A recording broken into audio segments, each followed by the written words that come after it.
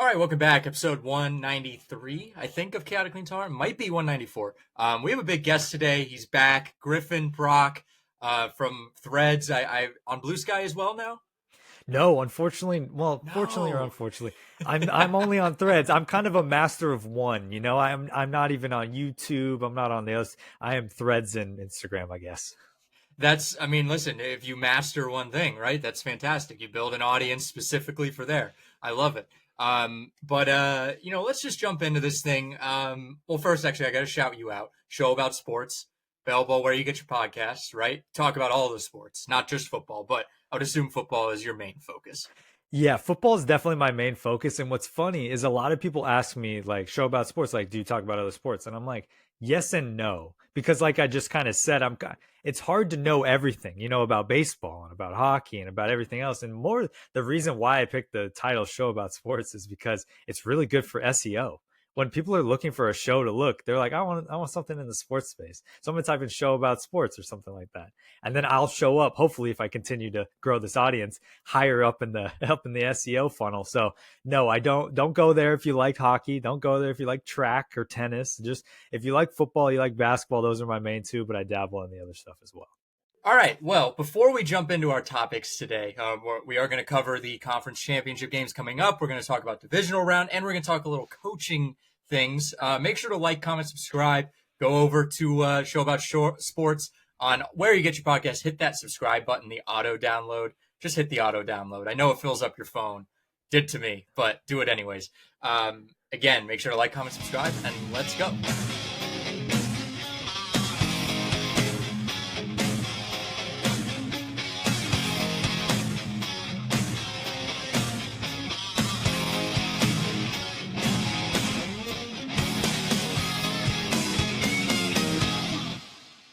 All right. Let's do it. Appreciate it. Yeah.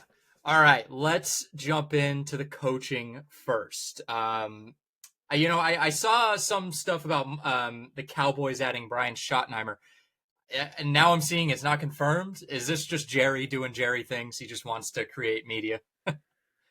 I think he wants to create media. I always talk about the NFL as the greatest reality television show that ever existed, just in general. And I think this is Jerry taking it to the maximum level. He always wants to remain relevant, whether the story's small or big. And he always wants every rumor going around. He wants everyone on their toes, because guess what?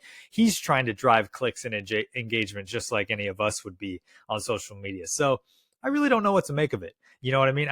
With the Cowboys, when you say one thing's in stone, it means another thing. And so I hate to even enter the rumor mill with the Cowboys. But I think what's best for them is to go out, make a good hire, at the end of the day. And I just don't know who that is right now because I think nobody knows who's potentially on the block and who's potentially open. But the longer the Cowboys wait, just like they waited on getting a running back who wasn't Derrick Henry this past season, they're going to just make bad decisions. So the sooner the better when I look at the Cowboys. I'm ready for Ashton Genty in a Cowboys uniform already. Jerry's going to draft him. Be like, look, I got the guy. That's really, really good. And they're going to be like, Jerry, what about the rest of the team? He's like, what are you talking about? He is the team. Yeah. No, and that's the problem. I love Ashton Genty, and I think he is a first-round talent. Yeah. But what's so interesting about the running back position is we've seen a renaissance this year where, yes, all the running backs that were reluctant to get paid, like the Barclays, really took off when they were in good positions. But the Cowboys, I wouldn't say, are in a good position when we talk about their offensive line. It features names that we used to like 5 years ago, and it features names we're starting to like when we talk about the younger guys like Smith, but it doesn't get you excited. And their run game couldn't really get going with Rico Dowdle at all really this season. So I'm interested. I think Genty can fill a lot of gaps, but we saw when Boise State ran into that juggernaut of Penn State that Genty can't even fix that at the end of the day. No, nobody can fix the Cowboys. When you're not winning Super Bowls, you got to drive clicks in other ways. Let's go. I'm sorry, I lost my list for a second. Where am I? I am not prepared. I feel so bad. No worries. This will probably be cut just because. Okay, let's go to Aaron Glenn. Aaron Glenn and the Jets. The Jets adding another defensive coordinator. This is just hilarious. Like, we're gonna do this thing again, and I just feel the avalanche of news just falling on Aaron Glenn. No one will ever work in New York in my eyes. It doesn't matter how good of a coach you are. It will never work. So it's interesting because I really like Aaron Glenn, and I know everybody does, and I think he's going to have a shot at this. And yeah, everybody looks at the deal like, oh, they've locked him up for 5 years. Like he's going to have like enough time to do this thing. But we've seen these owners are willing to take dead money on coaching as well as they are on players, like we just saw with Russell Wilson, for example. So Aaron Glenn doesn't have 5 years. What they need to do, though, is not Aaron Glenn. They need to work on this quarterback situation and what that is going to be on the offensive side. Because Aaron Glenn's going to make that New York Jets defense as good as it was 2 years ago. Because last year it kind of took a step back. And I think that was for a lot of different reasons. So it'll be interesting to see what they do on the offensive side because I'm doing nothing but rooting for Aaron Glenn in a situation like this because he is definitely qualified. He's definitely going to have a shot at doing something special here. But it really starts with Aaron Rodgers leaving the podium at the end of the season and saying, it's really going to depend on who the GM and the head coach is for me to make a decision. If you're living in an organization where the quarterback is able to say that, and that's kind of the precedent being set forth, you're not in a winning. Patrick Mahomes doesn't do that. Josh Allen doesn't do that. Lamar doesn't do that. None of the guys on the AFC side do that. And even the NFC side, like Jalen Hurts, and Jaden Daniels. Not that he can, he just showed up. But even guys that have a reputation and have built something, they don't do that. So I'm rooting for Aaron Glenn across the board, but I'm with you. I don't know who's going to work in a situation like that. Yeah, Aaron Rodgers might need another darkness retreat with Aaron Glenn to see how he reacts to that. No, but that's the thing. I don't think he needs darkness. I think he needs more light. I think he needs does. to get out and about a little bit more. He's a little delusional with where society is. Let's just start there, not even in football, just the way that people interact and people are. He's a little delusional, and that's from someone that didn't have a problem with Aaron Rodgers for a long time. And I don't even have a problem with him. He is who he is. It's whatever. But it's quite interesting there. Listen, all I'm saying is it's fun to watch him trip and fall when he acts like he's the best quarterback in the world. He's not. Yeah. We all know he's not. Let's stay in Detroit with Ben Johnson in Chicago. This to me, I know I'm kind of in the minority on this one. It again feels like one of those disasters. Like the Bears and the Jets are kind of cut from the same cloth. You have all the pieces there. Like he's literally saying in the interview, "Did I tell you I wanted this job? I want this job." And it just feels like it's gonna fall again. And I love Caleb Williams. Yeah, so it's a lot of things. First of all, we unfortunately can't just kick teams out of the NFL, so they have to hire someone. In Chicago, they have to keep trying.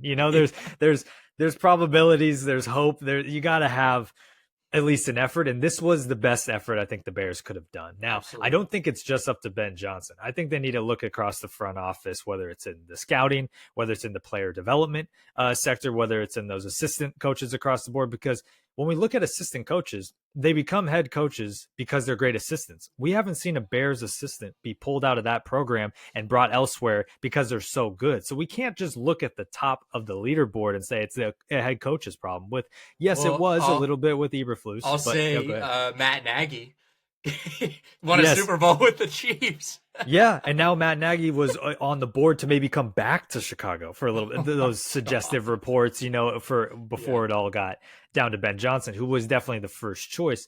Ben Johnson kind of feels like the Harbaugh of this year, where he was the most highly touted. He has the most reputable experience, if you will, in terms of like immediate recent success. And I think he's going to be able to go into a system and kind of work in a way that he's up with the times of the game. Now, he didn't take a step back this year. You're looking at a name like Bobby Slowick out in Texans. Yeah. Everybody was high on him after the Texans rookie year with CJ Stroud. Everyone's taken a step back on him this year, even if it's his fault or not. But Ben Johnson faced the music 2 years in a row.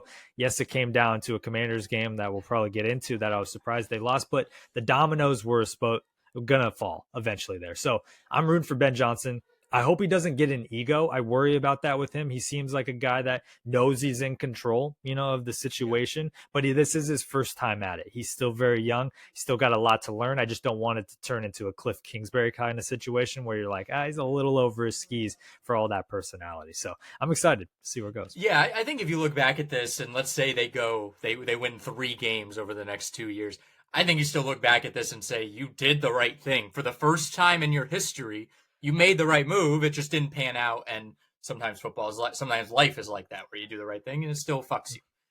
Exactly. And that's the thing with Harbaugh too in this season. Sorry to bring it to the Chargers, but everyone's dwelling on that loss, but don't dwell on that loss. Don't even dwell. Just be excited about where the momentum's carrying you. And I think we just needed to, like Shane Waldron and Matt Eberflus was not getting anybody out of bed. Ben Johnson's going to get you out of bed. The assistant he's going to hire is going to get you out of bed. And on the defensive side, when they go get a Dennis Allen who can kind of revitalize his career, maybe go out and get a Robert Saleh if he doesn't land a head coaching role. Like, I'm excited for Chicago, and I know every season we say that about them, like, oh, I'm excited for them, they're doing some things, but I don't know, this feels like an actual turning point.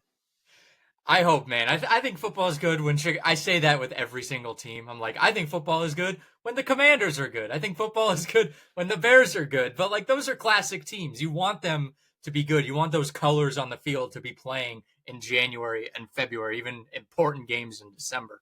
Um, let's go to a team that has not had control over their head coach in the last 25 years. New England Patriots. Josh McDaniels is back, third time through. Let's run it for a third time. Um, he's a good offensive coordinator. He has a good history as an offensive coordinator. Yeah.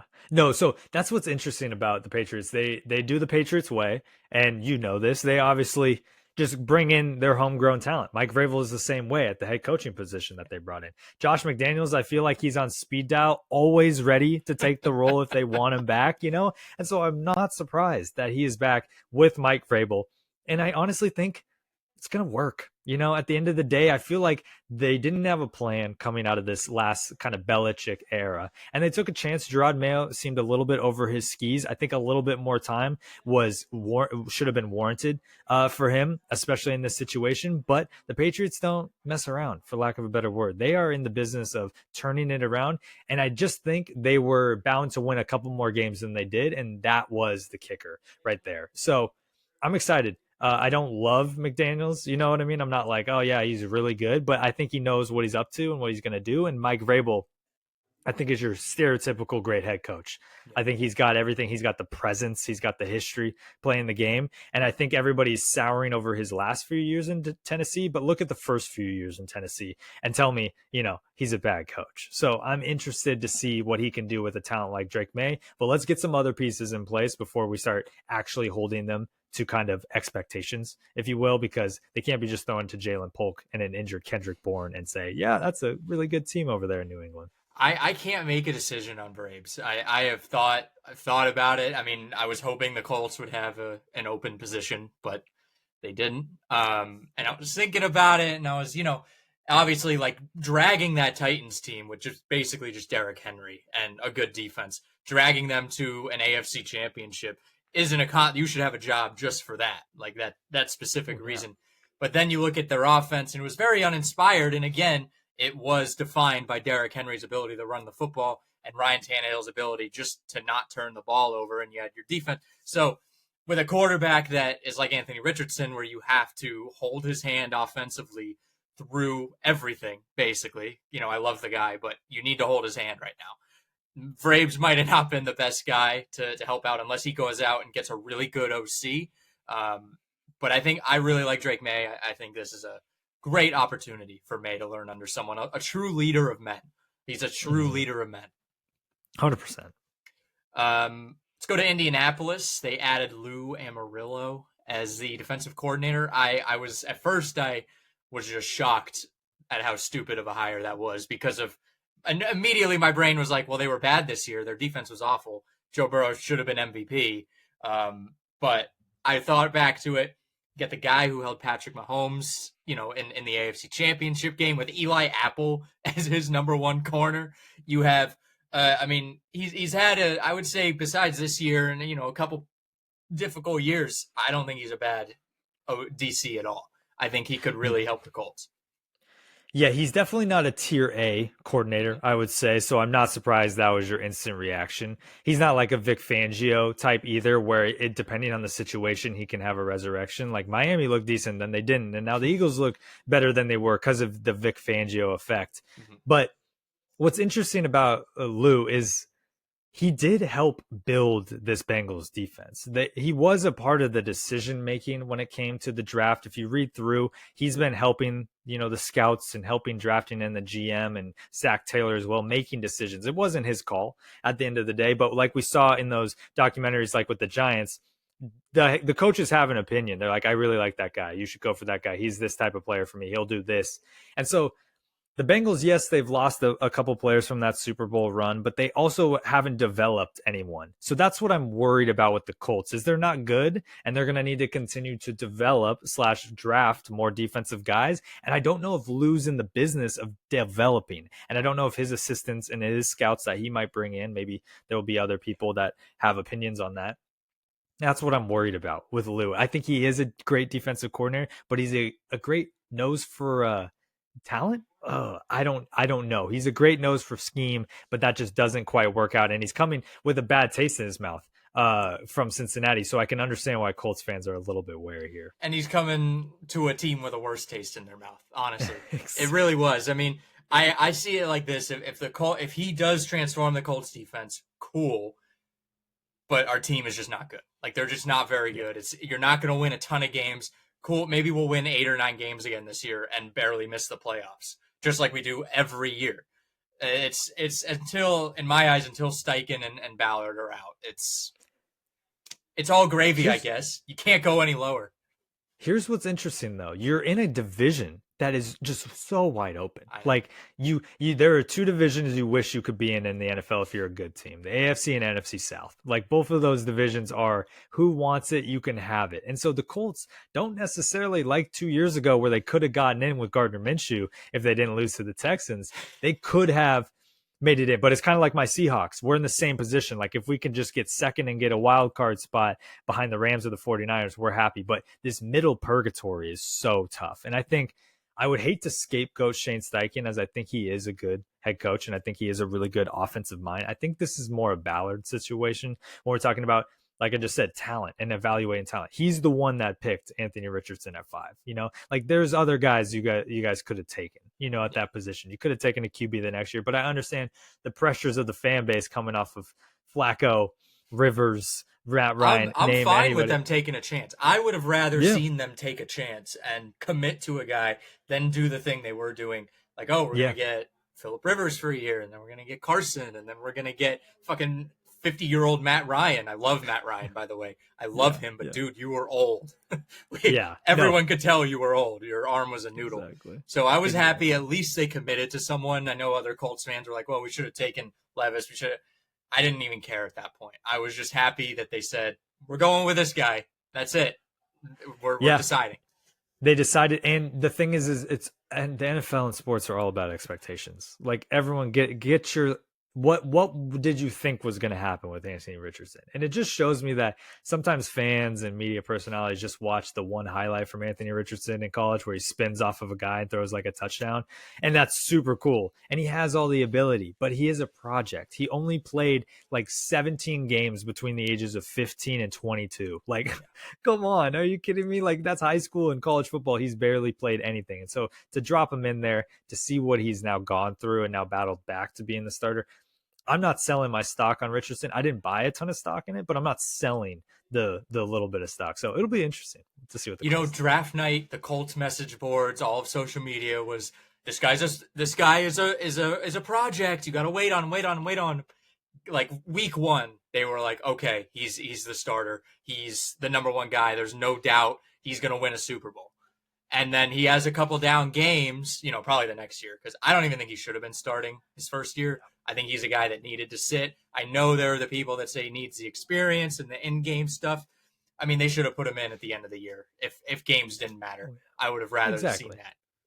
And that's what we saw with Drake May. That's why we're all a little bit high on him, because he sat for a minute behind Jacoby. It didn't look awesome. Drake came in. Jacoby came back in. It was kind of a mixed match, but Drake was clearly the guy at the end. Now, Drake, if we were to grade those two, Anthony Richardson and Drake May, you're going to grade Drake May an A+ and Anthony Richardson a C. There's a difference in talent there. He had the cool throw against Houston. That brings it up to a C. Oh my gosh, I still remember writing threads that day where I was like cautiously optimistic. I was like, this is a great first step, but let's always, take a minute because one great throw can't define you. Yeah, Like Jaden Daniels take this year. He made a bunch of great throws. It wasn't just one, and they won games too. So there's a that's difference. But very important. that's why we call each other fans. It's short for fanatics. We're crazy. At the end of the day, fan is not a positive word. Fan is fanatic because when you go to a game, you know how crazy people and how crazy people can be about their teams, and we love it. But man, let's just set expectations in Indianapolis and take it one step at a time. This Lou move, though, to go back to your original point, kind of feels like a neutral, let's see how it goes kind of It move was for the Colts. someone I saw someone say it was a lateral move. They went from Yes. Gus Bradley, who does not blitz at all, to a guy that blitzes 4% more, and pretty much does the same thing. Like, cool, maybe he'll be a little better. Who knows? Yeah. Am I missing any other big coaching news this week? At least I think that was the big one.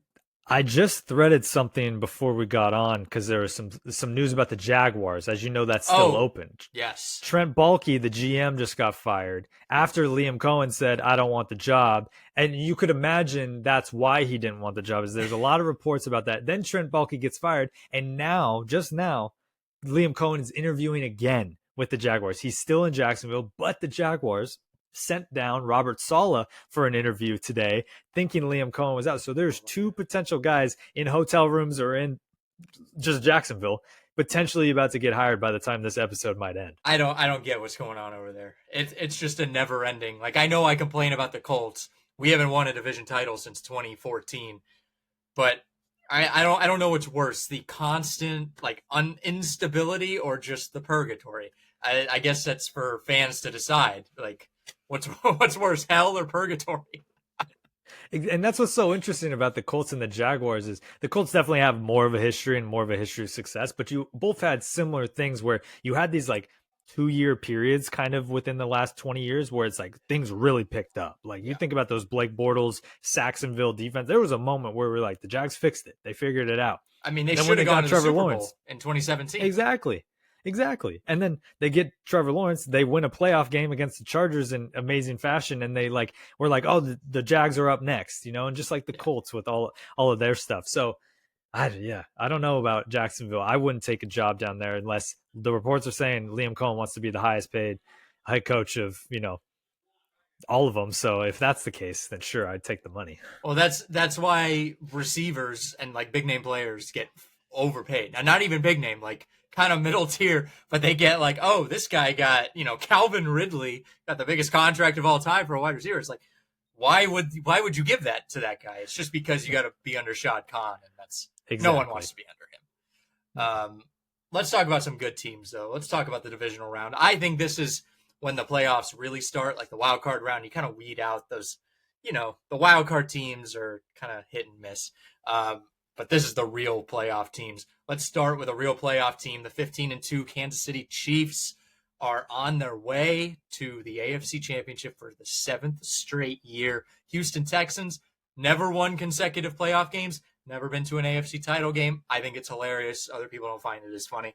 But what is there to talk about this game? The Chiefs did the Chiefs thing again.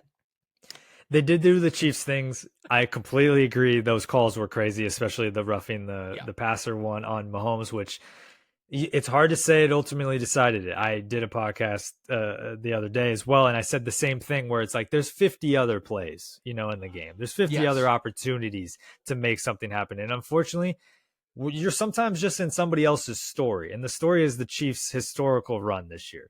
We hated them when they were barely scraping by last year and actually losing quite a bit. And now this year we hate them, even though they're scraping by and winning these types of games to put themselves in a similar position. It now poses the question, are they the most hated 15 win team of all time? Maybe. It really feels that way. But here's the funny part about the Texans is we didn't really pick them to beat the Chargers. I did a lot of polls. I did a lot of asking around. People thought the Chargers were going to win, and that was a safe bet with the Texans coming off of kind of a losing streak to end the year. Look at the Chargers coming in red hot with a new coach of Harbaugh who's hard to root against or choose against in a situation like that. But the Texans answered the bell.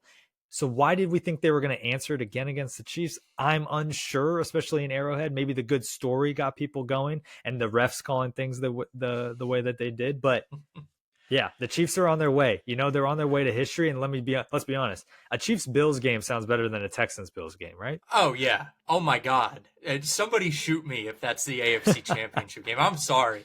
Like I can't. I fully agree with you on there is 50 other plays you could have done something. I mean, the Texans scored on offense. They scored 12 points.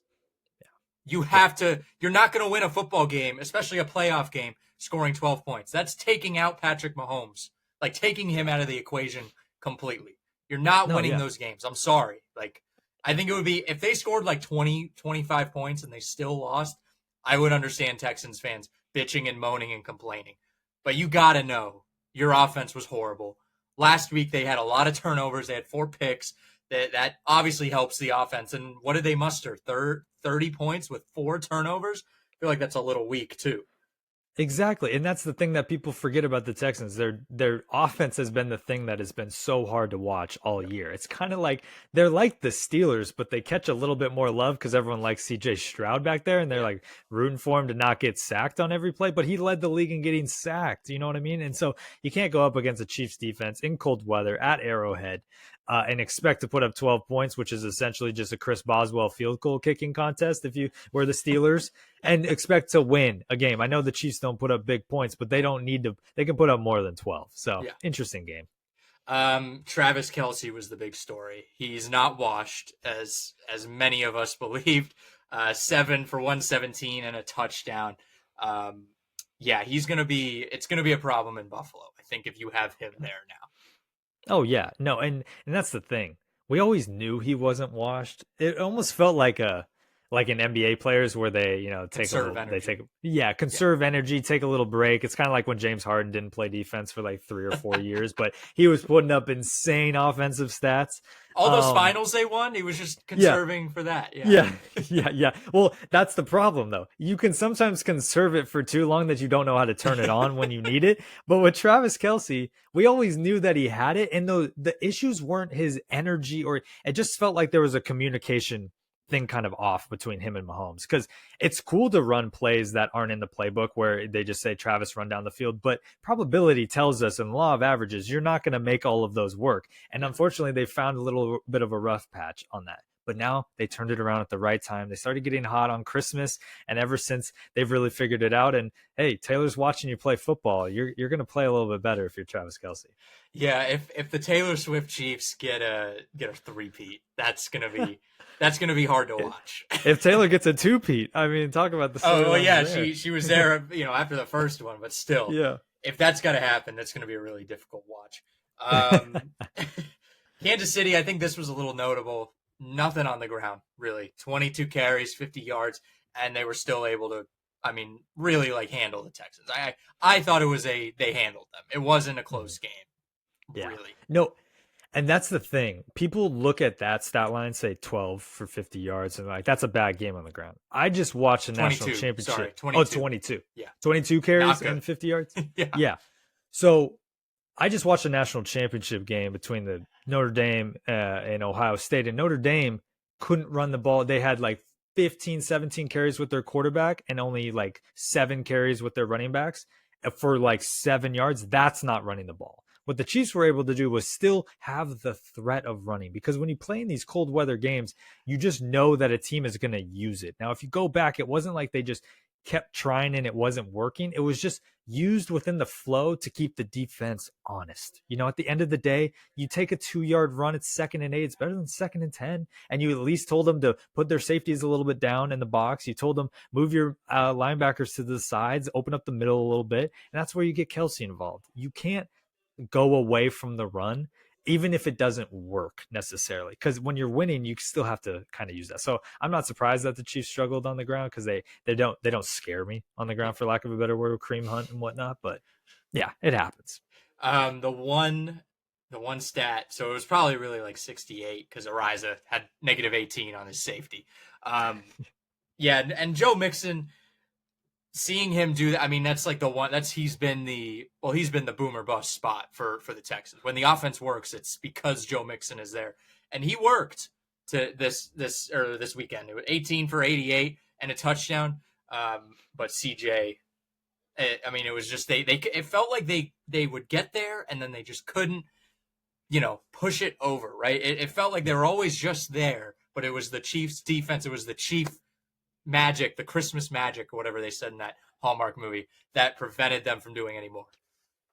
Well, it reminded me a lot about how the Vikings season ended. They could have beaten the Lions. Everyone forgets that they went to the red zone almost every time and then went for it some of those times. And we saw things like Justin Jefferson dropping open passes, even not even open passes, but passes that he usually makes, catches he usually makes, I should say.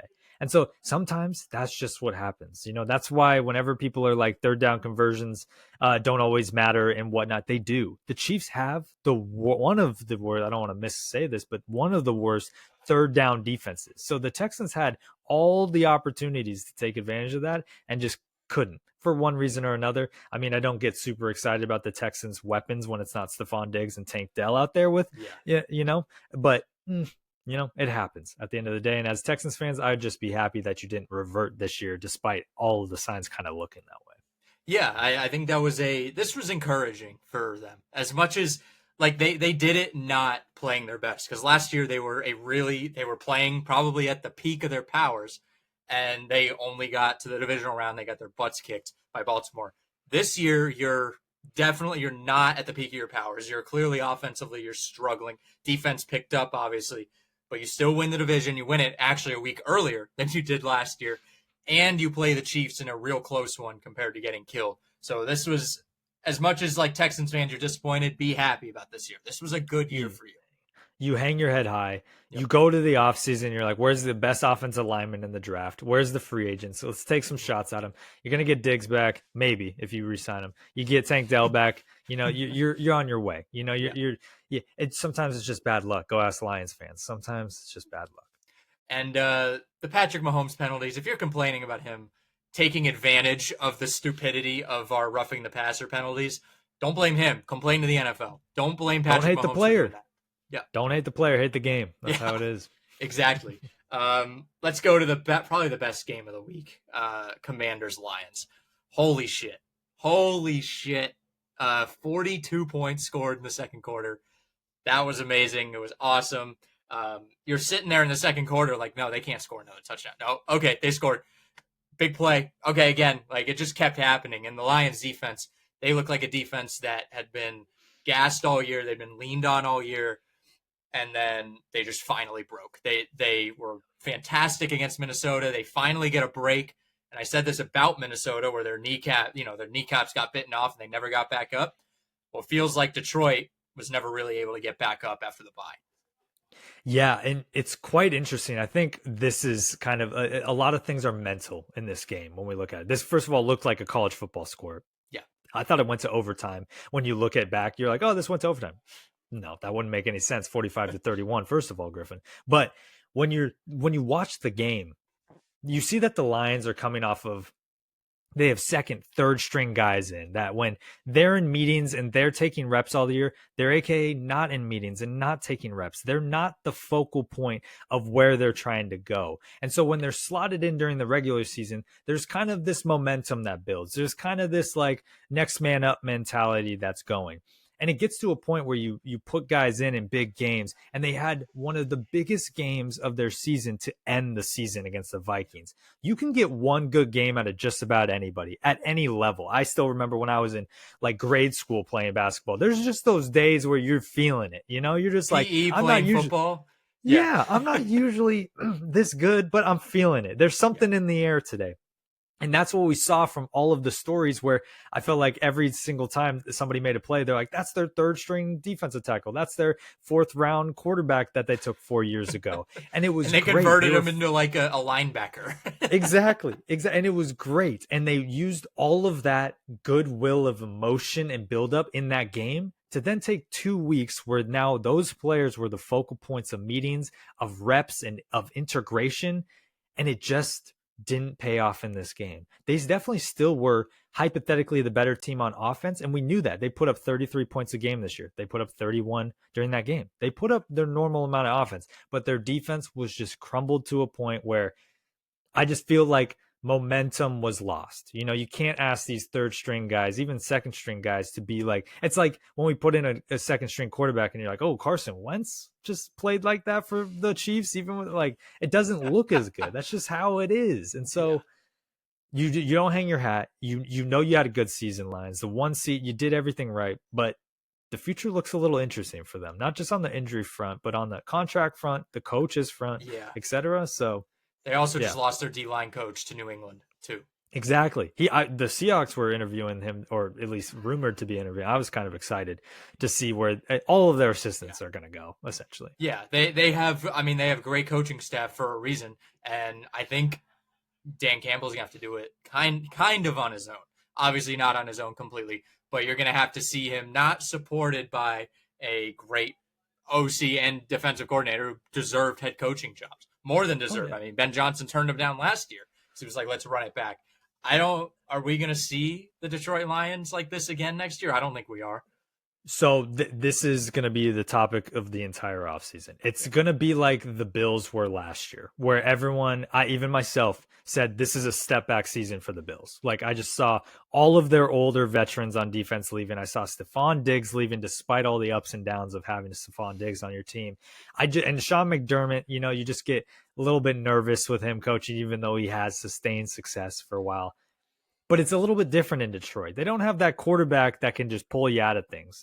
Jared Goff scares me, you know, on offense.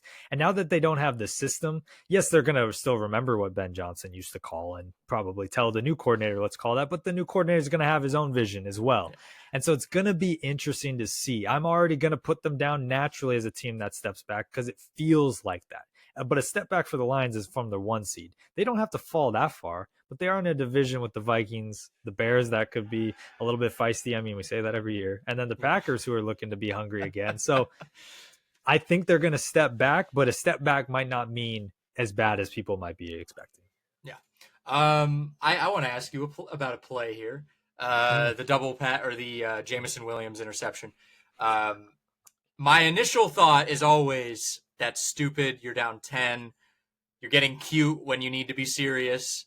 But the other part of me is like, hold on. You're watching Dan Campbell. This is just what you do if you're Dan Campbell. You live and die by Dan. Was he a little too Dan Campbell-ish at that moment? I think it's, first of all, a mix of him and Ben. I can't put it all on Dan Campbell because I know Dan's in Ben's ear being like, do it, just do it. You know, like he's a yes man. I feel like he is. Of good things, not just bad things, like good things. And here's the problem with that type of play. It's kind of like when you put in your mobile quarterback for a read option, like a Justin Fields or something, and you see this especially in college. If you put in a mobile quarterback, your backup one, to just run one play, he's keeping it and he's going to carry the ball. Yeah. He's not giving it to the running back. He's a competitor. He wants his time on the field. He thinks he can do it. He won't even fully read the read. And whenever I see them actually give it to the running back on a good read, I'm like, wow, that's an unselfish guy right there. Yeah. To come in and just be a decoy. It's the same thing here with this. The wide receiver is going to throw it. Every time in practice, they're like, it's a go ball, one-on-one. If it's there, toss it. Jameson, he's a young, inexperienced. He's made some interesting decisions off the field as well. He's going to throw the ball, you know? So there's no scenario where he just throws it away. And I think like you just said, they're pinned back. They have their ears pinned back on defense. They're not going to let you beat them down the field with something. So they thought maybe something cute would get them down the field, but that was a little bit too cute for my blood. But hey, when you're losing, go for broke. Am I right? Yeah. Yeah, that's just the Dan way. You just kind of have to accept it at that point. Because I've had discourse with many Lions fans. We've probably talked with the same Lions fans on threads. And I'll be like, hey, wasn't this stupid? And they were like, yes, if you're normal. But if you're Dan Campbell, that's reality. That's your reality. That's what you do. I think it was the Green Bay when they went for it on 4th down in the Thursday night game. It was like, it was the late 4th down. And I was like, that's fucking crazy. Like, what are we doing here? That's fucking insane. And all Lions fans were just like, well, it's what we do. And it's an entertainment product at the end of the day. I mean, you can't be mad when he does it because when he gets it right, Yeah. God, it feels so good. And I'm not even a Lions fan, but God, it feels Oh, so good when he gets my it right. dad cannot stand him because my dad is just one of those older football guys where he's like, Yeah. "Well, you punt on fourth down, you kick it, you do," and I'm just like, "Dad, I just want to see him win because it's hilarious because I Yeah, love watching this guy do this shit." And I have no exactly. emotional connection to them.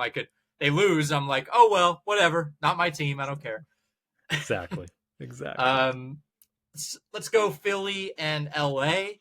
Um, there's the future of Matt Stafford to talk about here. There's are the Eagles for real? They seem to struggle a little bit. I think that was more the weather. I think Philly's just a running team.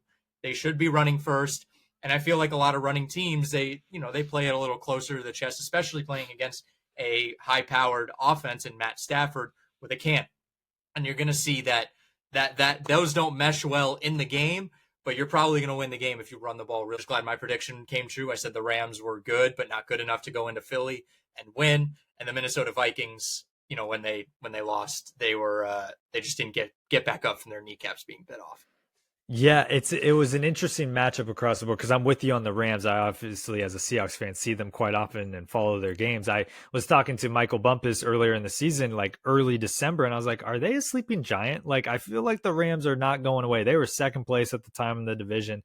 They'd beaten my Seahawks. I was like, I just, you can't write off McVay and all of that stuff, and Stafford and a young defense that's hungry and has bought in across the board. So I wasn't surprised that they ended up in this position, beat a team like the Vikings, and then found themselves in this kind of game. But unfortunately, they're just not built to win these types of games. Yes, they can run the ball, but not the way that the Eagles can run the Yeah, ball. But what worries me about the Eagles, but gets me excited as well, is they know their identity. Their identity is very solid.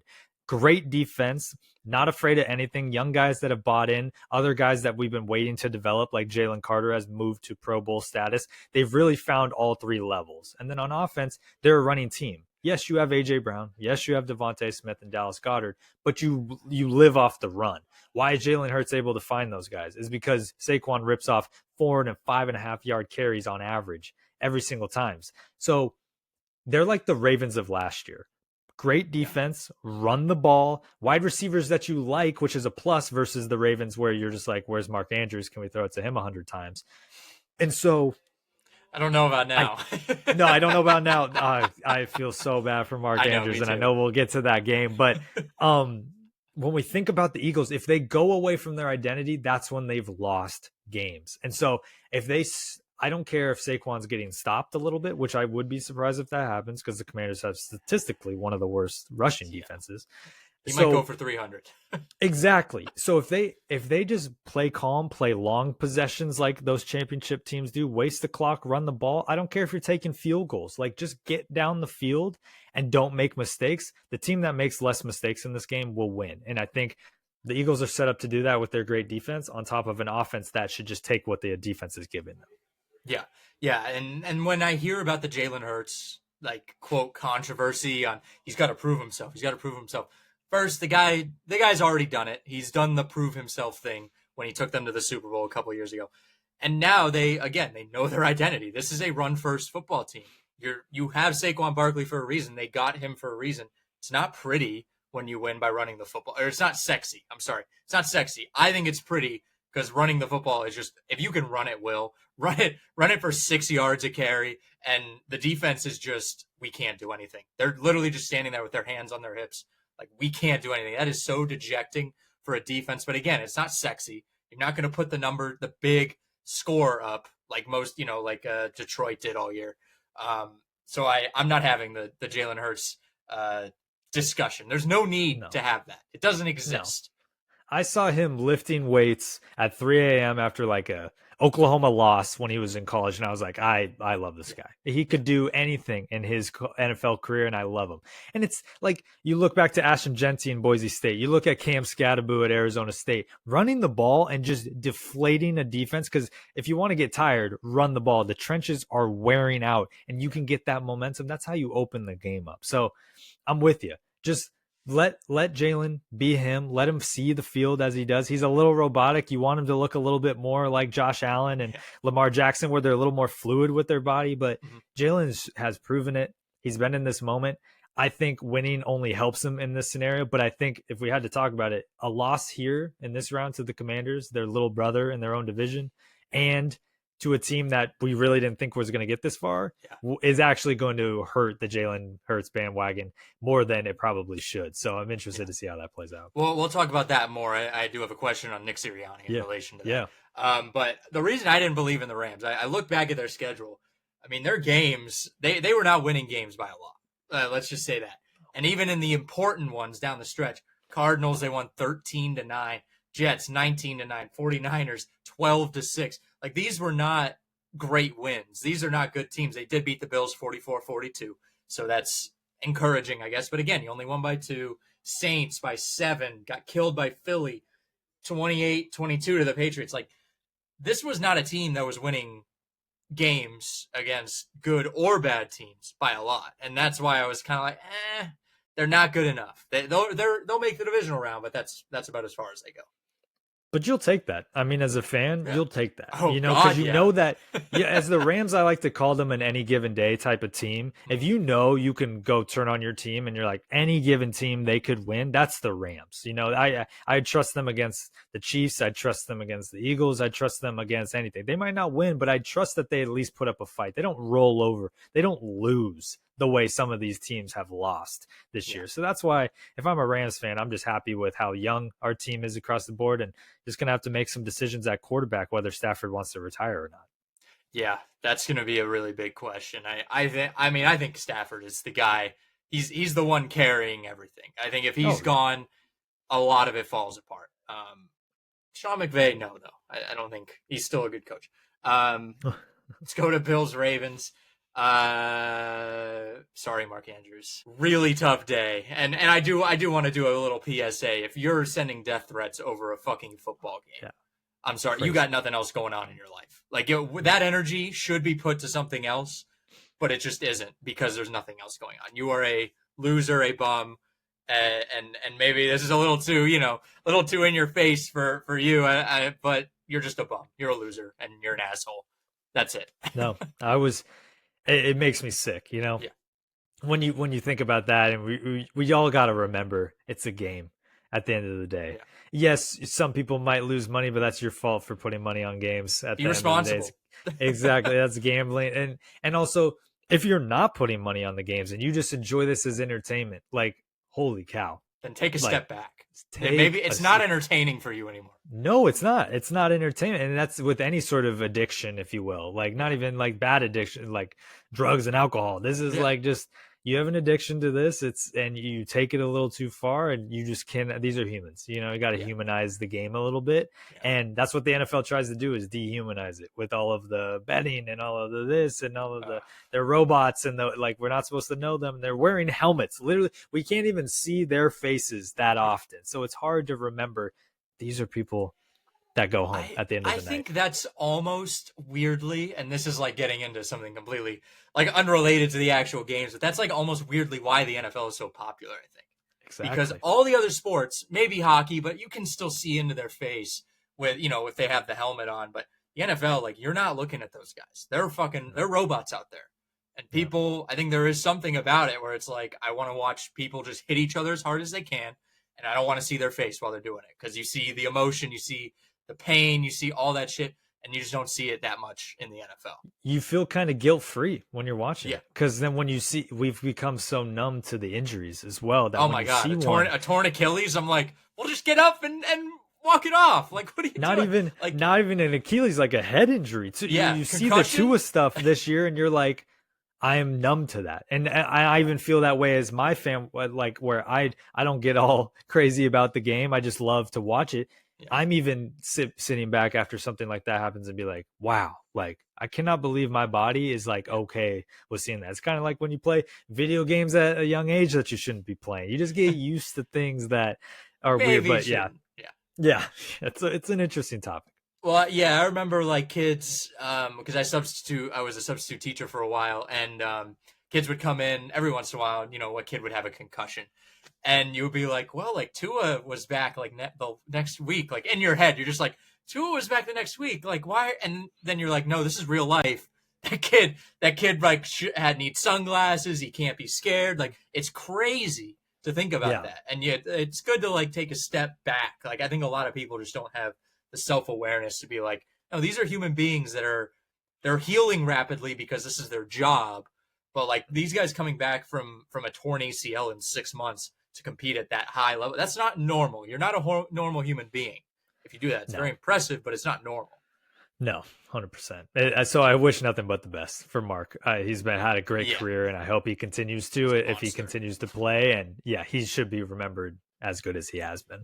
Yeah, he will. I really hope he does. I mean, this is a divisional round game. Like, if we're letting this define like the career of Mark Andrews, not even him, if the fan base is you never liked him in the first place, I'm sorry. Yeah, Like, I don't want to see jerseys around there. It's a divisional round game. It's not even the Super yeah, Bowl. Let's be real. exactly. But let's talk about that game. The Buffalo Bills, the rebuilding Buffalo Bills, are on their way to the AFC title game again. Their last AFC title win, I believe, was against the Kansas City Chiefs. No, that actually might not be true. That might be their But first loss. Let me look that up real quick. I was like, we'll take it. That would be a great stat for the Buffalo Bills. What do you have on this game? What'd you see here that you liked from the Buffalo Bills? I really liked everything. I think it comes down to composure. In games like this, we've seen this all year from the Bills. They're always composed.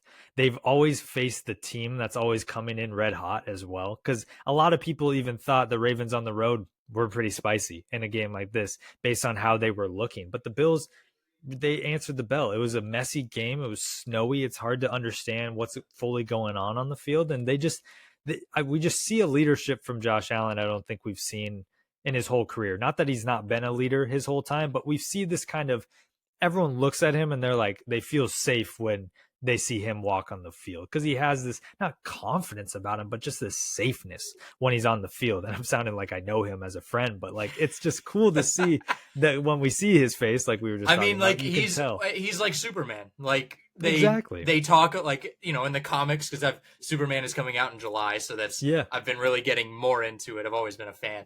But like people talk about him like they know him. They're like, oh, Superman, I love Superman. Bills fans talk about Josh Allen like they know him. They're like, Josh Allen's so awesome. He's smiling all the time. And I'm like, you've never met this individual, have you? He's like, oh, I've never even been in the same state. Yeah. Totally. No, and so it's I think overall it's just a great classic football game in the middle of January. Like all the elements are in your way, and Josh Allen, they answer the bell. They played really good defense too across the board against the Ravens. We didn't see a ton of Derrick Henry highlights. We didn't see a lot of Lamar highlights. We only saw Lamar fumble highlights, unfortunately, and it was a game between the two MVP favorites. Josh Allen showed that he's going to win the award for not just this performance, but everything that he's done this season. And it set it up perfectly. As a football fan, how can you not love a divisional game like that to then lead to the storyline of now this AFC championship of Josh Allen and Patrick Mahomes in the next round? Yeah. Where do the Ravens kind of go from here? Because they've been there. They've always been there. And they just can't get past. I mean, they got there in 2012, but besides that, they just haven't gotten there. Lamar hasn't gotten over the hump. Is this more related to Harbaugh? I think it's just time. I think it's time to get him out of there. It's kind of like Mike Tomlin. Like I think Mike Tomlin, it's time to get out of there too, just for a change of scenery. But the pressure was all on them. This was their year. This was supposed to be their year, and it didn't happen. Where do you go now? Do you tear it down and hope Lamar can do the Josh Allen thing and be Superman? So many different thoughts go through my head when I think about the Ravens. Because personally, Lamar's like my favorite player in the NFL, and I'm not even a Ravens fan. I'm a Seahawks fan. But I just love what he can bird do. Teams.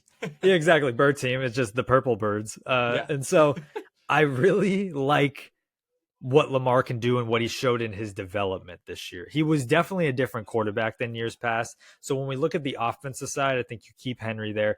You continue to invest in the offensive line because a lot of people forget that was going to be their weak point this year, and it actually wasn't a weak point. So continuing to develop that across the board and then looking around at options. I know I thought Rashad Bateman would be pretty cool. I mean, Deontay Johnson would be pretty cool, but so did like 4 other teams this year.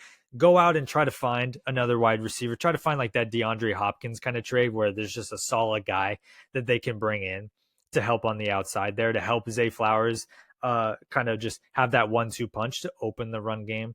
On defense, I think you just need to continue to develop and draft, because that was their weak point all year. It didn't look sturdy, and it didn't look sturdy in that Bills game when they needed it the most, despite them catching a little bit of fire or lightning in a bottle late in the year. Harbaugh leaving, I don't know, because first of all, he's not calling offense or defense. He's more of just the brainchild, the organization, the kind of leader. He's kind of like your Dan Campbell. He's kind of like your Mike Tomlin, but he has more success than Mike Tomlin. At the end of the day, his teams, when they're good, are really good. They're not Steeler good where you're like, oh, they're going to get to the playoffs. But you're excited about both sides of the ball of the Ravens if you're a fan. And so I don't think you blow it up. I don't think you tear it down. I don't think you look Harbaugh and tell him to leave, because what else is out there right now? All of the like Vrabel's gone, off the board. The Detroit guys are gone. Like, your options are not looking as awesome today, for a good reason, because you were playing literally 4 days ago. So sometimes, like I was saying, you're in a different person's story right now. And that story was the Bills and the Chiefs facing off in the AFC Championship. And sometimes the chips fall where they may. Yeah, Deontay Johnson, first 4 years with Pittsburgh. Everyone knows that. 2019 to 23. 2024, I forgot. My timeline is messed up. I forgot he was on the Panthers this year. I thought that was last year. Yeah. No, and went to the Ravens, traded to the Ravens, to the Texans, and then back to the... Do you know, like, how much of a problem you have to be to not be wanted by the Ravens twice, who historically don't have good wide receivers? That's been an issue there, like, as long as I can remember. And then the Texans, who had lost Tank Dell and Stephon Diggs, and they need anyone, any warm body to be in there. And they were still like, no, we don't want you, Deontay. Get the fuck out of here. It makes no sense. And also just the amount of travel he did this season. Like, when you look at like the flight tracker of how far teams travel, look at the flight tracker of Deontay Johnson. That man has probably been so many places, just not even playing football too, just traveling to different teams for like I need like an account that just does Deontay Johnson flight tracker. Exactly. They always do the high-end celebrities. No, we need a Deontay Johnson one, because it probably looks ridiculous for like 8 weeks of the year where he was moved around. They'd be giving him the Taylor Swift treatment. They'd be like, exactly. Why is this guy just flying everywhere? Oh, look at all the carbon emissions. I would hope that he was on a general boarding flight for at least one of those, because like there's no way they should be private jetting him around. Oh man. And then I think that was it. I Sean McDermott. I thought like Sean McDermott might have been fired after last year. He's there 10 years now, right? Like after what happened, he has a 10-year contract. So I view it as this: if they lose in a close game to the Chiefs, in a game where they hold them under 30 points, because if the Chiefs like have an offensive explosion that they haven't had all year, but then decided to have it against the Bills in the biggest game, that will put some heat, because he is a defensive coach. But if they lose in a close game, there's a couple of ref things that get in the way. There's this, that, or the other. There's things out of his control. He's there. But if they lose poorly, I can see a lot of people saying this is, oh, Josh Allen did this. Oh, it's Joe Brady with the offense. The defense was actually the weak point. We can get anybody to do this on defense. And so I think he's there for 10 years. I think he should still be there despite the outcome. But I think there could be some noise if they lose in a specific way on Sunday. So we'll have to see. And it is confirmed the Bills' last AFC title win was against the Kansas City Chiefs, January of '94. So for the '93 season, just a little extra history to sprinkle on there, just a little bit. No, these two teams, they love each other. I get so excited. They have so many good games. It's just they love each other, but they love to hate each other. It's awesome. Yeah, well, it's Brady, man. I think it's more like Brady Roethlisberger, because Allen kind of fits more the Roethlisberger kind of feel. And I'm not mistaken, Roethlisberger had trouble with Brady for a long time before he got his first win too. So kind of makes sense. But because I see the Brady Manning thing, I see it more in like, I guess a little bit more just in the play style of Burrow and Mahomes versus Allen and Mahomes. No, Allen's got that Lamar Jackson to him, where he's got that extra kind of gear that you're just like, oh, I love this extra ability. Big Ben didn't quite have the extra gear. He couldn't kick it into the third gear. He was a fast motherfucker, though. He could move. I mean, we didn't call him Big Ben for no reason. He wasn't moving around fast, but he was moving around fast, but not For not his like size.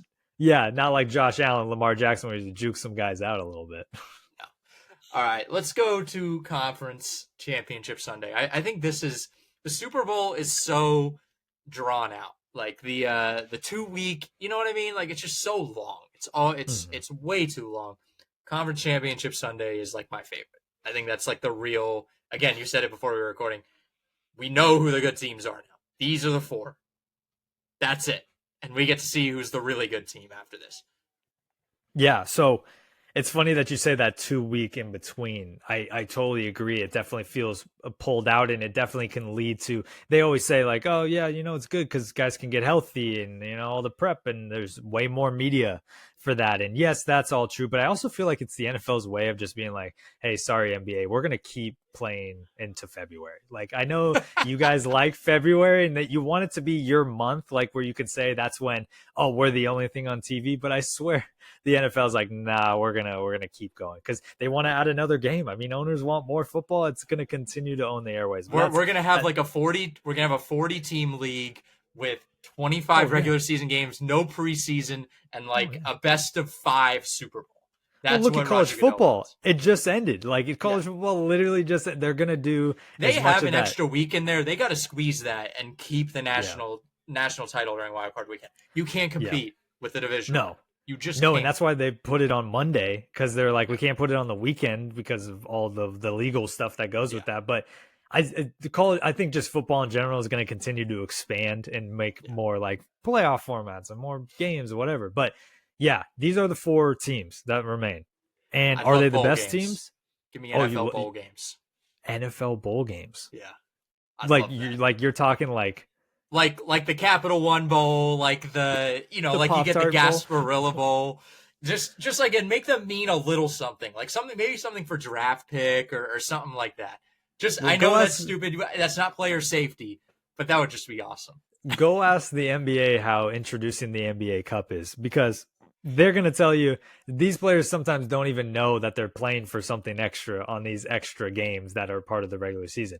I don't think you're going to be able to sign a CBA that says players are down to play a little fun game at the end of the year to risk their health in the NFL because like in college the bowl games are great because you can kind of showcase yourself or be a sophomore freshman and Yeah, kind of get some time on the field. But no, I don't think bowl games are going to happen. But with these four games, with these two teams, I'm mixing up my numbers. four Two teams. games that we have left, yeah, four teams. They are four great teams. Are they the best teams? Probably not. But I think these are going to be great matchups across the board. You can look at it and be like the Commanders, like they're a fun story, but are they actually the best team? Some could argue. But I think the bracket has fallen where it may, and I'm excited for it because that's how it is. That's why we play the games to determine who makes it this far. All right, we're gonna go into picks for conference championship week. 2-1. All right, let's jump into our picks. We got Commanders in Philly at 3 o'clock. I think it's I like the AFC in the afternoon game. I like the NFC at night. I want the AFC in the afternoon. Philly sitting at a 6 point favorite right now. Let's start with Griffin.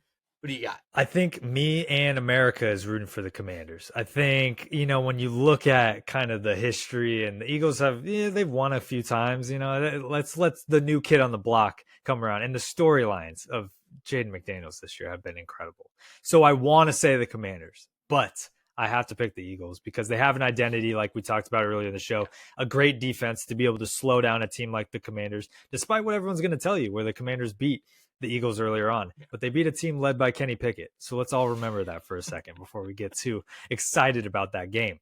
And then on offense, they can run the ball, and the Commanders have statistically one of the worst run defenses in the NFL, but it's any given day. So maybe they can show up. Bobby Wagner can continue to revitalize his health there in the middle of the field and be the leader for them. But I'm going to go Eagles winning this game.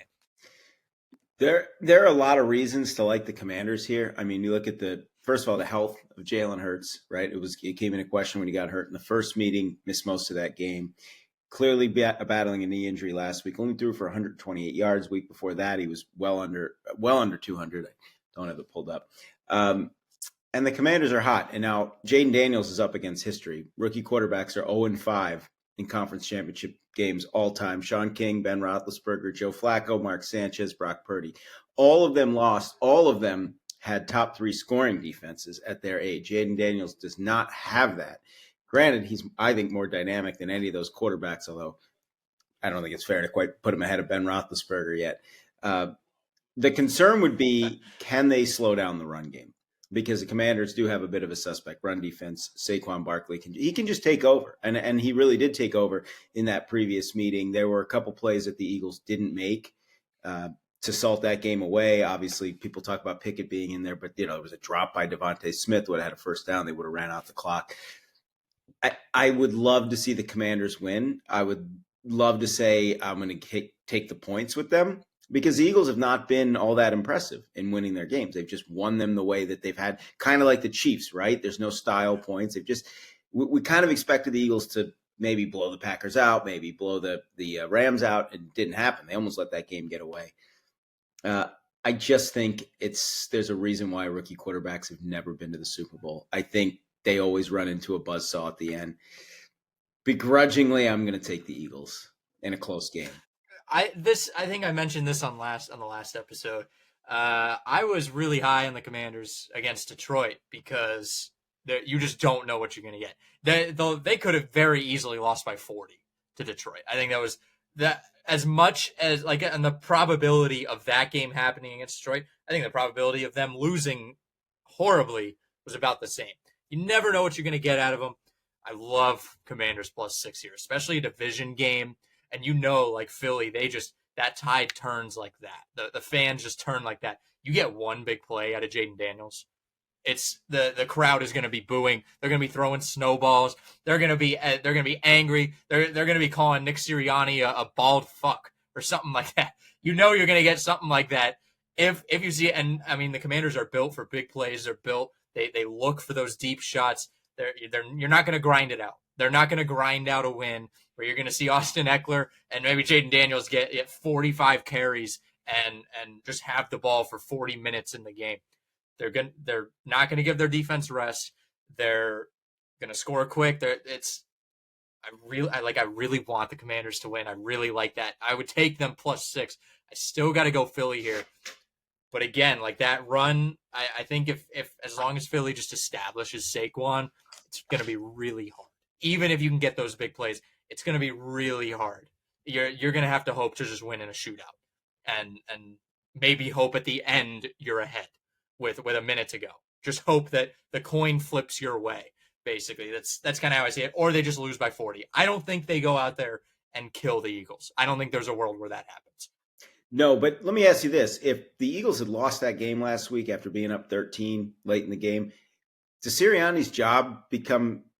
He's got to be gone. Right? I mean, that game, like that defensive stand. Now, last week, the two teams combined for 12 sacks. Offensive line, big loss, by the way, for the Commanders. Sam Cosmi, he's out for the playoffs as their left guard. That against a defense that really brings a lot of pressure. So to me, which quarterback stays upright more? I was listening. There was a quote from the defensive coordinator of the Commanders today. If Jalen Hurts runs, they're going to hit him like a running back. They're gonna dare him to get outside the pocket, run the football with a bad knee. Does that change the way that the Eagles approach their offense? I don't know, but I think I don't want to sound too Sean Payton-y too, but I mean, if he's out there, I would support you. Just take that fucking penalty. Yeah. I mean, that's really the only way you're gonna win. And I know that sounds kind of shitty. It sounds like Sean Payton, but if you're the Commanders and you're in the NFC Championship, I 100% agree with that. You go and you try and take his head off and take a 15-yard penalty if that's just going to get him a little off his game, get him nervous. Because like you said earlier, Griffin, he's very robotic. I feel like a robot can be, if they're not in their algorithm, right, they can be shaken out of that very easily. It's interesting that you say that because I think it's the other way as well with Jane Daniels. Like he hasn't really taken blitz. He really hasn't taken the what you would call welcome to the NFL hit quite yet. And I feel like he could take that type of hit in the NFC Championship facing a division rival on the road. It's going to be cold as heck. It's going to feel way worse. He has a way skinnier frame than Jalen Hurts. And you go watch Jane Daniels highlights in college when he gets hit, it looks like a car crash. He does not know how to take a hit. Now, he's been getting away with it because he's got the legs to do it, but he will have, the probability will catch up to him eventually that he takes a hit, and it could be in this moment. And when he gets his oblique messed up a little bit again, or whatever was bothering him earlier in the season, he's not in perfect condition. Everybody at this point in the season is at 75%. Nobody's going to lie to you and say, I'm 100%. They're going to say it in the media, but they're not at 100%, even Saquon Barkley. And so I would just look at who's going to take the bigger hits early, especially at QB, like you were saying, Michael. Whoever can keep upright is going to win this game. I totally agree with that. Yeah. Yeah. By the way, last 4 times that the division rivals have met in the conference championship game, the winner of that game has gone on to win the Super Bowl. We saw it with the Rams in 21, Seattle in 2013, Packers in 2010, Steelers in 2008. So history on the side potentially of the team that wins this game. Of the NFC. Yeah. NFC's feeling pretty good about themselves right now. Until they see the Chiefs, and then they're like, oh. Yeah, the Chiefs are just anti-history. If you bring up history, any trend, they're like, we don't give a shit. We don't care. We just do what we want. We win. Great segue. Bills, Chiefs, Brady, Manning, whatever you want to call it, Roethlisberger, Brady. This is the game. This is everyone has been sitting and waiting all offseason, all regular season. They were like, we hope this is it, and this is exactly what we get. And we don't get a shitty Bills team that maybe kind of limped their way, because sometimes you can do that. You see that every once in a while. This is a Bills team that earned it against a good Ravens team and a Chiefs team that is 15-2. Now, 15-win teams are not historically favored in the playoffs. Obviously, the Lions were a 15-win team. And then, Mike, I think you had a really good stat on like the last 15-win team to win the Super Bowl was like the 85 Bears or something like that. It was the 85 Bears, yeah. The last 8 teams prior to this year that won either 15 or 16 games failed to win the Super Bowl, and I believe only 4 of them got there of the 8. So, but the Chiefs don't care. The Chiefs don't care, no. But the Lions now it's 9 teams, right? And we've seen teams have great 98 Vikings, 2004 Steelers, 2010 Packers. 2011 Packers. Colts have done it many times. That got to 15 wins and could not reach the Super Bowl. So, or maybe it was 5 out of 8 that reached. But point being, yeah, Chiefs, right. So if anybody can buck the trend, it would be the Chiefs. KC 2-point favorites in this one. Let's go. I'll go to Michael because I think I went to you first, Griffin, on the last one, right? I've been so torn on this one. I mean, this is the 4th time in 5 years they're matching up in the playoffs. I have such a hard... Second time in the AFC title game in this era, though. Weird, right? Right. Twice in the divisional round, which we had a great one last year, the classic 13 seconds game in 21. I don't know. My question is always, what is different about the Bills this year than in years past? Right? Because we know what's different about the Chiefs. They're not blowing teams out. They're playing games really close to the best. Clutch offense, low scoring on defense, efficient. They make the plays when they have to. It's a tough way to make a living in the NFL, but they're not a fluke. Clearly, I mean, after 2 Super Bowl wins and 16 wins this year, they're not a fluke. I was watching the highlights again last night of the first matchup, and in my mind, the Bills outplayed the Chiefs like by a lot in that game. But when I kind of rewatched it, I'm not so sure that they did. And I think that in that game, if they make one stop on Josh Allen on 4th down, they have a chance to go down and kick a field goal in the game. I think I still am going to take Buffalo, and not because of like, I just want to see them win. I think they can be the antithesis of the Chiefs. I think that they can be explosive enough in the pass game. I think they can get enough pressure on Mahomes. Look, they held Mahomes to 196 yards passing, had a couple sacks in that first meeting, had a couple of picks. I know it was in Buffalo. I'd feel a lot more confident if this game was in Buffalo. But Josh Allen has always been able to make plays against the Chiefs. They haven't lost these postseason meetings because of Josh Allen. They were decimated on defense last year. They were down to 4th, 5th string linebackers, and they have a couple injuries worth watching this week. I think that's the difference between this year and last year. I think the Bills are healthier. I think they're more harmonious without Stephon Diggs. I hate to say that, but I think it was addition by subtraction. The key for me in this game is going to be James Cook, because he can really set the pace on offense. But in the first meeting, only 9 carries for 20 yards. Nobody's quite confident that the Bills have like a receiver who can take over the game right now. They need James Cook to run the ball and run it well and run it a lot. And then that opens up Josh Allen to make more plays. I'm going the Bills by a whisker here. By a whisker. Because that's the way you beat Kansas City anyway. Oh, yeah. No, nobody's blowing them out. Playing. Yeah. Yeah, exactly. So I unfortunately have a bad history of pick'ems. That's why I don't sports gamble. That's why I don't sports bet. Because right when I put something onto the universe, it's always the devil on my shoulder that's like, no, you really think the opposite. So I'm gonna say the Chiefs because I want the Bills. That's personal. Because I want the storyline of that. Well, but then how my mind goes, I'm like, well, I want that, so then it's gonna go against what I want, even though I pick the other. I just go in a circle. So that's the problem. I can say it or not say it, but in my mind, I'm thinking one thing. So out loud, I'm going to say the Chiefs because, like we said, it's the worst thing you can do is bet against the Chiefs. They're going to win in any type of fashion. They like to win in any type of fashion. What makes them different than last year versus this year is, like we were saying, they're not blowing people out. They're just winning games, and they picked up steam at the right time at the end of the year. Yeah, the Texans game didn't get everybody excited, but they still won across the board and looked better than the Lions did after a bye. So you just take kind of the history there. But I liked everything that Michael was saying about the Bills. They have a defense that's ready. If you watch that game back last year in the divisional round, you'll see that they just picked apart the middle linebacker spot. They just literally had a spy on him on offense. It was so weird. They just were targeting this kid out there all night long. And that's not going to be the case this year. And so I'm interested to see what the Bills can do in a scenario like this. And this is the biggest difference. Allen is having the Mahomes season that we've seen from Mahomes plenty of years before. He's not turning the ball over. He's not losing his composure like we talked about, Alex. He's just in a flow state.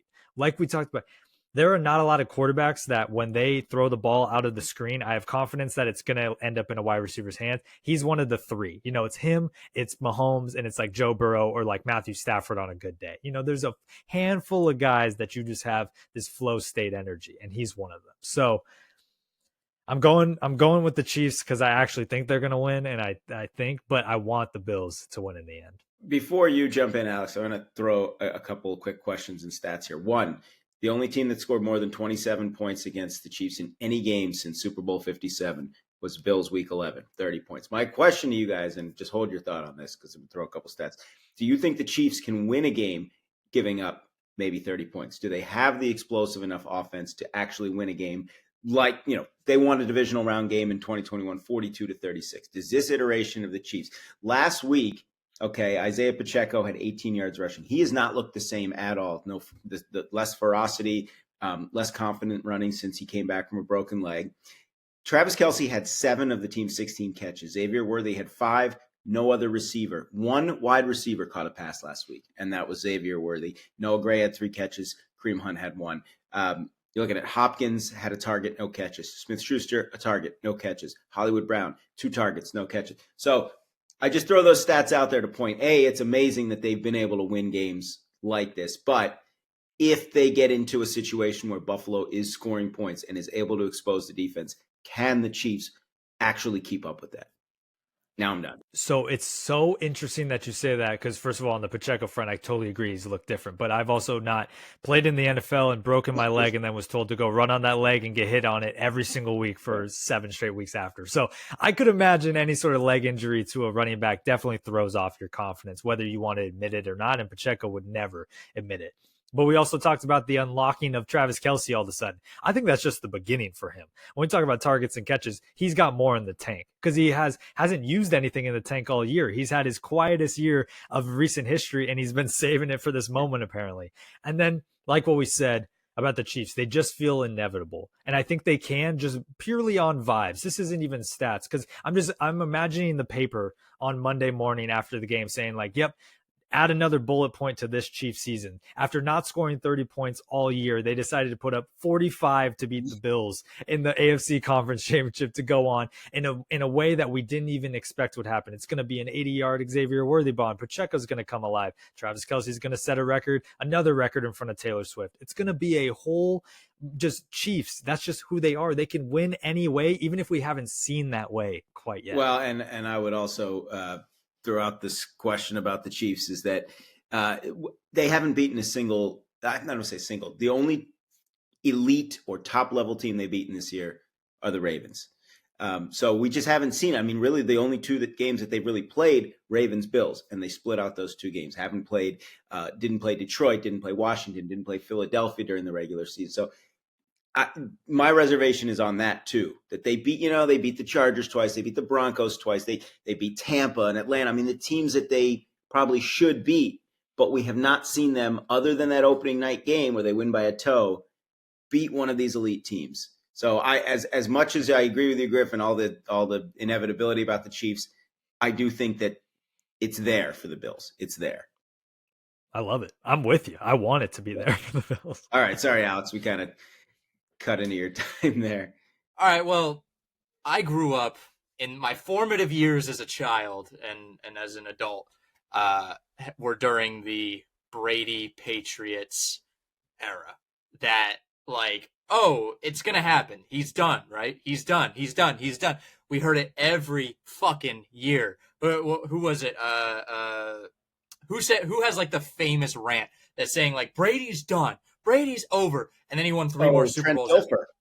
Trent Oh, Dilfer. I wasn't even thinking of that. Who's the boxing announcer? He used to be a boxing announcer. Max Kellerman? Max Kellerman. There's the Max Kellerman thing. Just going, he's done. It's over. We're done. Yeah.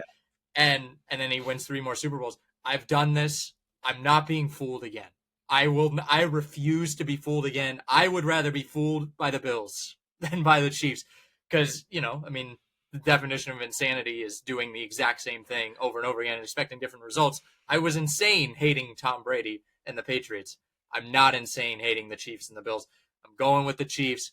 There is that Brady Belichickian mental aspect to it where when the Bills step on the field with the Kansas City Chiefs in those big moments in the playoffs, something happens. Something goes wrong.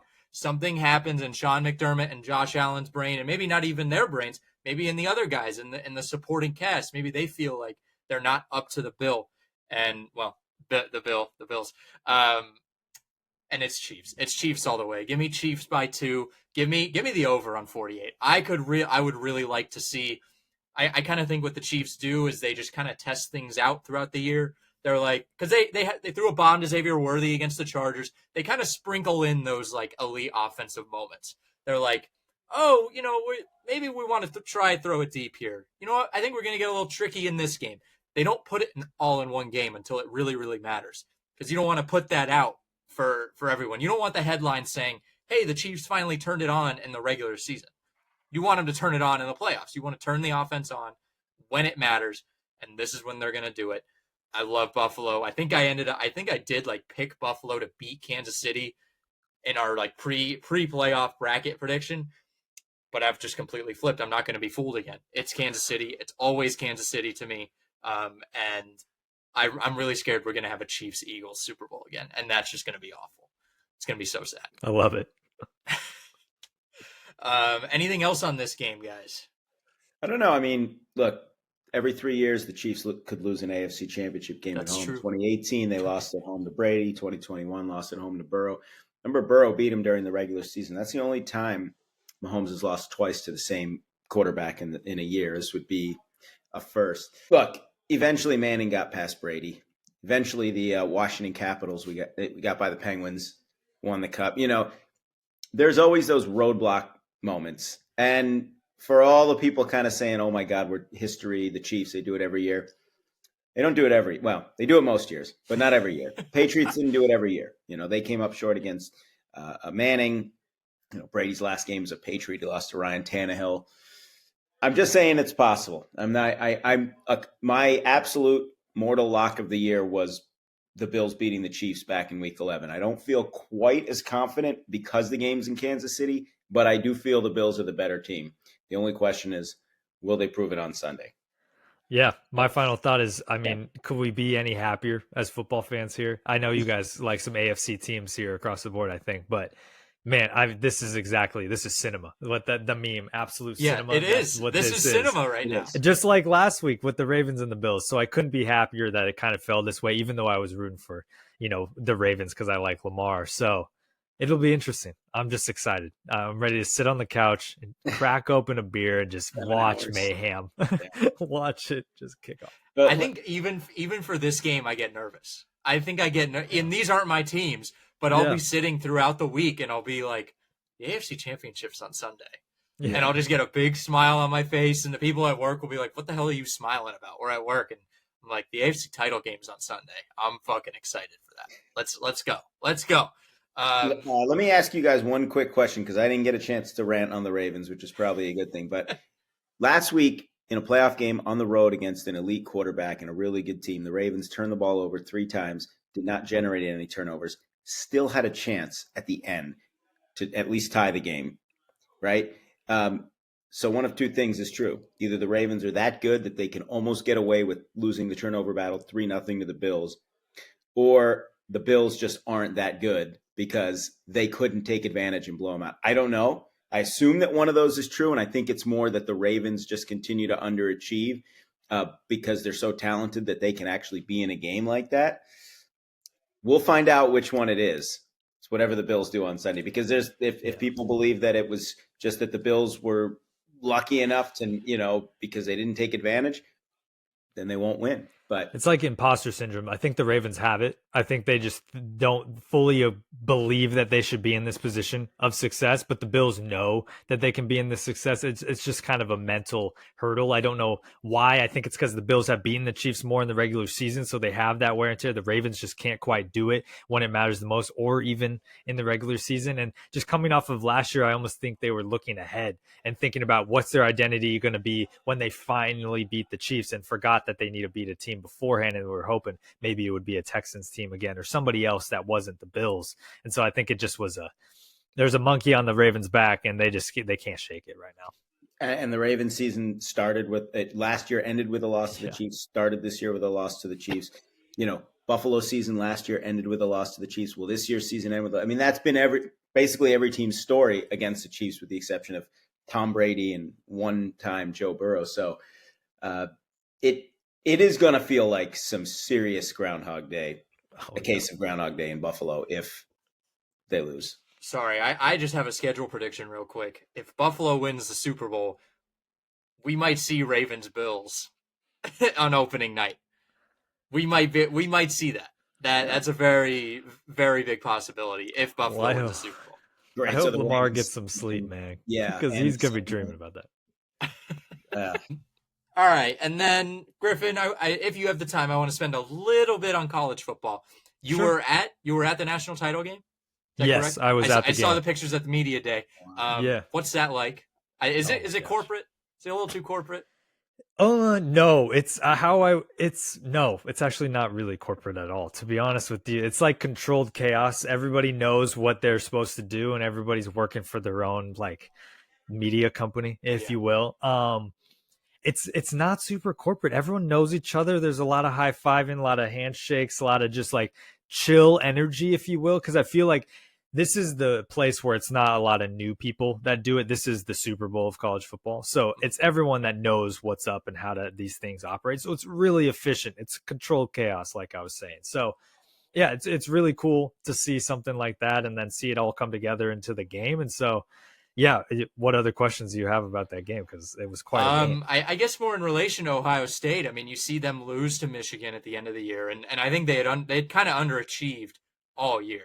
Right, they weren't. Everyone thought they had bought a national title, basically, and they just turned the gas on and kind of did the Chiefs thing, which Ryan Day is not Andy Reid. He dyes his beard, right? That's he's got to dye his beard. His hair looks ridiculous. I don't know. We got to talk about that. His hair looks insane. He looks like if you've ever seen Fever Pitch, the movie with Drew Barrymore and Jimmy Fallon. It's a Red Sox movie, but Drew Barrymore's dad walks in and he has dyed hair, and it is the darkest black you could ever have. Ryan Day, he's got to put away the Just for Men. I was about to say he definitely at least uses Just for Men. I'm not sure, but what was one of the good things about the trip and media days is he seems like actually a really good person. At the end of the day, like a really genuine person. The clips that you'll see online and kind of the interview points are usually the ones of like, how are you going to beat Notre Dame? What was the Michigan loss like? But there was a ton of questions just about him and his family and life, and he just seems like I honestly can't actually speak on it, but he's the way that he carried himself and talked during those types of things. He just seems like a really genuine person. So it's kind of cool to see the human side of all this stuff because we only see them on the sideline. And so, yeah, maybe he dyes his hair, but man, he seems like a good guy who has dyed hair. So again, we're not as involved in college football just because I think you can only be involved in like one, like really, really deep in one sport at a time. It's difficult to do that. But so this Notre Dame team, just to me, they never felt like a good football team. I watched them play Penn State. Drew Aller made a god awful mistake looking for the grass and he just missed. I don't know how you miss. Literally, like trying to throw. He couldn't hit water out of a boat. Let's just say that he couldn't hit water out of a boat on that play. Couldn't hit grass on a football field. It just felt. I mean, there was just no. They felt like the sacrificial lamb. Is that kind of right? Am I getting the feel right? So what's interesting is their defense was almost grossly underrated the whole year. Their defense is just as good as any of those top teams. That's how they won those games. I mean, you think about that Penn State game, sure, but you think about how they dismantled Georgia, like they just took them down on defense across the board. Notre Dame didn't blink when it came to their defensive side, and that's kind of the reason why they came back in the national championship, was forcing that turnover late to be able to come back to give their offense a chance. But they are kind of a sacrificial lamb when you talk about their offense, because you talked about Drew Aller. He's kind of in the same archetype as a Riley Leonard on that side. You don't love their throwing ability. You know that they can move on the ground. You know that they can make the intermediate passes when the pocket's clean. But when things get a little dicey, you're less confident. And here's the biggest thing. Notre Dame couldn't get the run game going early and often at all. And so Ohio State completely cleared the trenches. They did that the same thing with Oregon, who had an electric run defense. That's why everyone liked Dylan Gabriel for a little bit. But when you make quarterbacks that can't throw the ball as efficiently, throw the ball more times than not, you're going to win those games more times than not. So Notre Dame had a great season. They were definitely meant to be there. They've proven that's why that we have a bracket format so that you can lose to NIU, bounce back, beat Army and Navy, and we all still will have question marks. But then you go in and beat Georgia and Penn State, and we're like, okay. I mean, they answered the phone call. So I think Ohio State was just a freight train that wasn't going to be stopped, and that first half would have shown you that. But Notre Dame showed some grit later in that game and almost made it back if it wasn't for a few costly mistakes or drops at the end of the game. Would you, and this will be the last question, would you say the Cotton Bowl was the national championship? No, honestly, this was the national championship. If being in the stadium, feeling those two fan bases, being able to just understand how much each team put onto it, the little rivalry that Ohio State and Notre Dame kind of have, this kind of felt like a national championship. I know if you watched it live, you probably got a little bored for 2.5 quarters.